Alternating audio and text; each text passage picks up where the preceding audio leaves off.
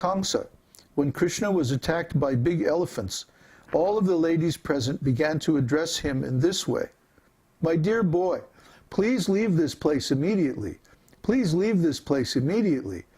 Don't you see the big elephants coming to attack you? Your innocent gazing upon them is causing us too much perturbation. Kṛṣṇa then told Mother Yashoda, My dear mother, don't be perturbed by the appearance of the elephants and horses that are so forcibly coming and raising dust, causing blindness to these lotus-eyed women. Let even the Keshi demon come before me. My arms will still be adequate for victory, so please don't be perturbed. That's Kṛṣṇa. So he's always making sure that his devotees are protected. In the Lalita Madhava, a friend tells Mother Yashoda, how wonderful it is that when the Shankachuda demon, as vast and strong as a great hill, attacked your Cupid-like beautiful son, there was no one present in Vrindavan to help, and yet the demon was killed by your little son. It appears to be due to the result of severe penances and austerities in your past lives that your son was saved in this way. In the same Lalita Madhava, there is an account of Krishna's kidnapping Rukmini at her royal marriage ceremony. At that time, all of the princes present began to converse among themselves, saying, We have our elephants, horses, chariots, bows, arrows, and swords, so why should we be afraid of Krishna? Let us attack him. He is nothing but a lusty cowherd boy. He cannot take away the princess in this way. Let us all attack him. This is an instance of emotion caused by the presence of enemies. This is such a great story. You know this story? Rukmini? Yes. Rukmini, she was a great devotee of Krishna. And she was due to be married. But unfortunately, her brother, Rukmi, didn't like Krishna. He was kind of demoniac. He was in league with Duryodhana and those guys. So he arranged for Rukmini to marry Shishupal. Remember who Shishupal is? Duh. Why do I spend all this trouble to talk about all these things? And nobody even remembers what I say. The offender who 100 times offended. 100 times, yes. Yeah, insulted Krishna. And Krishna had, his mother had gotten a promise from Krishna that Krishna wouldn't kill him until he insulted 100 times. So we're getting a new tripod, by the way. I can't stand this tripod anymore. Of course, this was very distasteful to Rukmini. This is about the last guy that she wanted to marry, Shishupal, ick. So she wrote Krishna a letter and sent it by a brahmana, trusted brahmana. So the letter was basically, she said, Dear Krishna, she told, what was going on. And she said, I'd rather commit suicide than marry Shishupal. So you please come and kidnap me. And then she gave directions, that during their family, during the wedding ceremonies, would visit the temple of Durga. And she said, at that time I'll be surrounded by many girlfriends, and it will be very easy to come and just take me away on your chariot. Like that. So that's what Krishna did. But they had a ceremony called the Śrīmad-Bhāgavatam.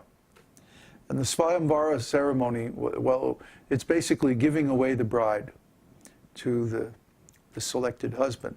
But some of the princesses also selected their own husbands by Śrīmad-Bhāgavatam. But in this case, it was an arranged marriage. So all the princes, all of the great kings, all came on their horses and elephants and chariots and like that. And they were all lined up. And Princess Rukmini came out of the palace, right? And they were all so struck by by her beauty that they like fell off their horses. Yeah. Huh?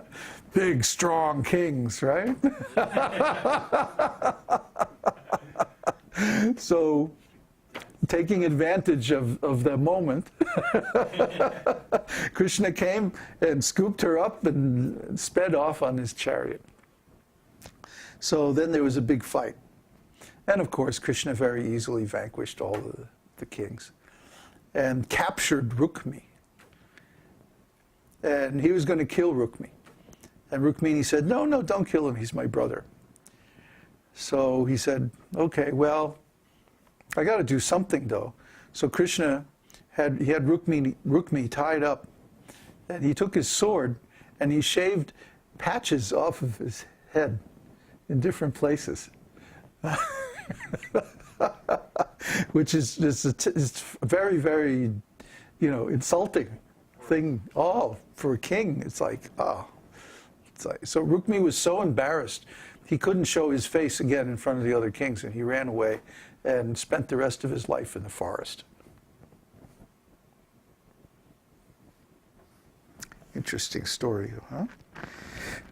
So, Srila Rupa Goswami is trying to prove by the above examples that in relationship with Kṛṣṇa there is no question of impersonalism. All personal activities are there in relationship with Kṛṣṇa. If Kṛṣṇa was impersonal, then why would his devotees worry about him? Why would they feel anxiety or fear or apprehension? See? Because Kṛṣṇa is personal and the devotees love Kṛṣṇa. Even though somewhere in the back of their minds they know that he's the Supreme Personality of Godhead, they still feel anxiety when Kṛṣṇa gets in trouble, which he seems to do on a regular basis. He likes to create these dramas. Because like we talked about yesterday, it creates some friction in the relationship and makes the devotees appreciate his company even more. So Kṛṣṇa is expert at developing love. See, this is Rasa Raj. Rasa Raj means he is most expert in creating ecstatic emotions. And the way he does it is by creating obstacles. And the obstacles are different kinds of demons, different kind of natural disasters, war, even different kinds of loving affairs. There's arguments. Radharani sometimes will start arguing with Kṛṣṇa. And sometimes she'll even reject Kṛṣṇa and kick him out of her bower. She can become very easily insulted. So, even sometimes, well, I'm going to read the next one before I tell this other story. Madness. Srila Bilvamangala Thakur prays in his book as follows: let Srimati Radharani purify the whole world, because she has surrendered herself completely unto Kṛṣṇa. Out of her ecstatic love for him, she sometimes acted just like an addled person and attempted to churn yogurt, although there was no yogurt in the pot. Seeing this, Kṛṣṇa became so enchanted by Radharani that he began to milk a bull instead of a cow.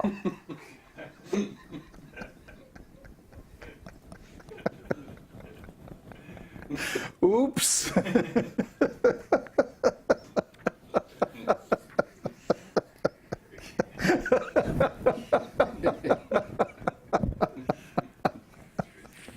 Yeah, I mean, let's not think that there's, we were talking about that today, how some people approach Krishna's pastimes in a very dry, kind of intellectual way, And of course, there's very, very deep, very exalted philosophical knowledge in Krishna's teachings.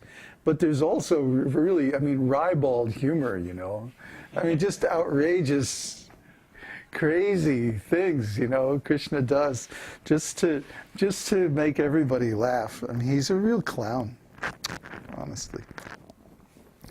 There are These are some of the instances of insanity or madness in connection with the love affairs of Radha and Kṛṣṇa.